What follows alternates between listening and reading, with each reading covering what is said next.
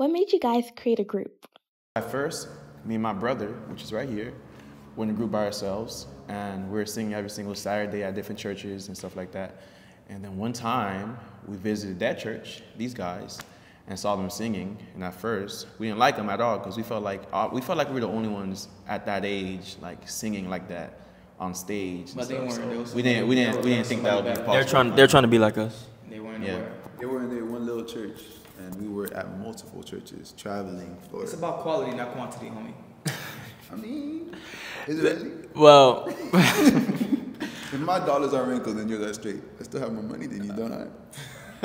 no, you don't. Yes. Okay, anyways, our moms were actually the masterminds behind this whole entire thing. They actually set up a secret rehearsal for us to finally meet up. I think they said we were going to like basketball practice or something. But we finally met up.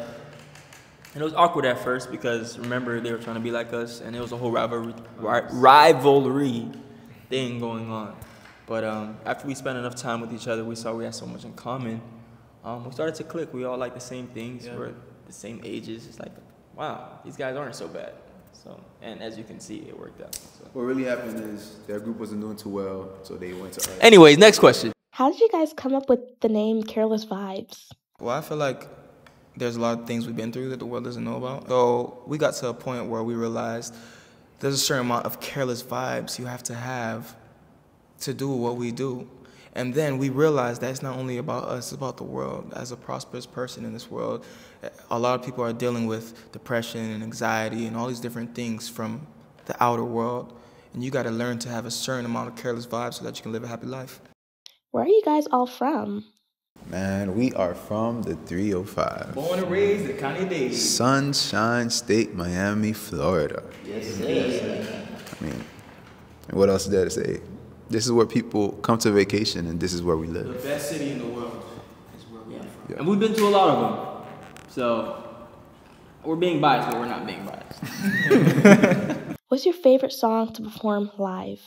Personally, my favorite song to perform, I'll say, is "I'm in Love," because I like when we pass out the roses and we get the reaction from the fans. Like, When we perform I'm in Love, I feel like everybody really get that boy bandish vibe from us. By the time we're in the second hook, everybody's like copying the dance moves and so How did you guys come up with ideas for your songs? I feel like they all just start from a conversation. It's like, so what you gotta realize, songs are just life situations put into words with music, you know, Or just stories. You know. yeah. So like Free was heartbroken, so we had to listen, irrelevant. Anyways, you know, we talk about something, and then we be like, hey, you know, let's see how that sounds on the track. Or you hear a beat, and it just instantly gives you an idea and a vision. You just go for it. different ways. I mean, sometimes I feel like somebody will write a song, and then, like, for example, Prince wrote a song one day, and then I woke up in the morning, I went to the studio, I looked at the laptop, I heard it, and I just laid something down to it. Like, sometimes it's like that too, like where somebody might have an idea, and you hear it, and something just, you know. Yeah, build from there. I think he was going through some type of difficult time at that time, but the song came out pretty well. Tell us about the community you guys created called the Vibe Tribe Empower. So Vibe Tribe Empower, this community really means a lot to us. It took us some time to really create it.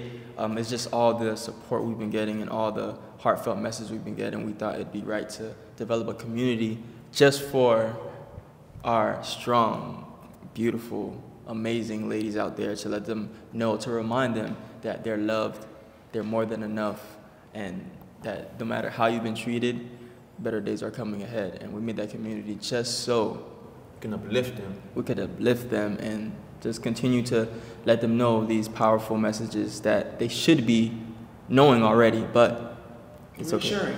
Yeah, reassuring. So our community really means the world to us, and we'd love for you joining. Which song are you most proud of? I mean, the song I'm most proud of it's called "Happy Place Ballad," because you know why? I think that really it created such a shift in our career. So I'll say, like, I'm very proud of that song. Almost at 2 million streams on Yeah. Spotify. And then not only created a shift for our careers, but as well it touched so many people and it really changed so many lives. Like, you know, people be like, oh yeah, music changed lives. No, like we saw some DMs, emails, text messages, and that song truly changed people from all over the world's lives. So it's like that's when we really realized the power of our music. So for sure. And I think that's the song that really like gave our careers and our like direction a little more purpose. Yeah. It just really gave us that direction of wow, like music is powerful, and it gave us the direction that we didn't even know we necessarily had, and we're just so grateful for it. And fun fact, this is the same song that I said that I woke up in the morning and Prince already laid something down to it and I just started writing to it. That became my place better. What's the funniest thing that happened to you on tour? I'm not gonna lie, one time we're performing at this place, and this was the funniest thing because I've never seen this happen before. But like this girl came on stage, and I don't know if she was lit. Yeah, I don't know if she was lit. I don't know if she was on something, or I don't know if she was just drunk in love with this guy. But she came on the stage, I have never seen and anything she like that like climbed over the barrier. I have to find the footage and put it right there. And No. and he was he was performing and singing, and she's like 3 inches from his face. It wasn't even 3 inches. Looking into his soul, and like I love my we're all performing, like we're here too, and she's like, no, forget the rest of you guys. I'm here with here for them. him, yeah. Like And it's like, I love my support. and then it was like the security had to be like, okay, time Right, to so get yeah. off the stage, you know. Yeah, so That was hilarious. Yeah, that was pretty crazy. fun time for you, right? Yeah. I love my supporters. How do you guys prepare for a concert? We perform so much. I feel like we just vocalize. I guess the things that we do right before, we just vocalize, we pray. Yeah, and we just center our. We just Yeah, center. go over the set. Yeah, we go over our set, but like I feel like the main things we do, like we just gotta vocalize, we pray, and then we just kind of center ourselves. Really, before we perform, we be chilling. Yeah. we be just chilling. Yeah, if there's little parts, we be in the hotel room just like, okay, like little, but But like we really just be chilling. We just center yeah, ourselves, go on stage, and do our thing. we put in the hours into this, so we don't really get nervous or It's like a anything quick like that switch. anymore. It's like a quick switch. Yeah. Unless we're doing something new, we might right before on stage be like, remember this, remember that, but like we really be chilling. You chilling. What's the most challenging part of being in a boy band? The most challenging part, I would say, of being in a boy band, you know, it's for people. Just like the government, you know, you have different opinions and stuff like that. So you gotta find a way to take the opinions and consider each person's perspective and find a solution. But I'll say that's the toughest part. Yeah, I'll in say. a nutshell, making everybody happy because we're Yeah. all the same, but at the same time, we're all very different. So it's like there are certain things that you got to be able to satisfy for each member. Yeah. You know. So that And there's times where you look at each other and you just want to pound them to the face, but then you remember that this is a person you love, and then you He calm said it. down, you sit down, and then you talk about it. He said he's the violent one, guys. I'm not violent. You see the passive aggressiveness. You know guys what's got to crazy? read through the I lens. don't think I've ever put hands on anybody here. I think. And, maybe others. hey, you know what they say? You know. Think twice, right? What's the most memorable fan gift you've ever received? Yeah, so one of the most memorable gifts we've gotten, it was like 2 of them. It was at the same concert too. Yeah. So we got it was like a custom poster just made for us. It had all our colors on it.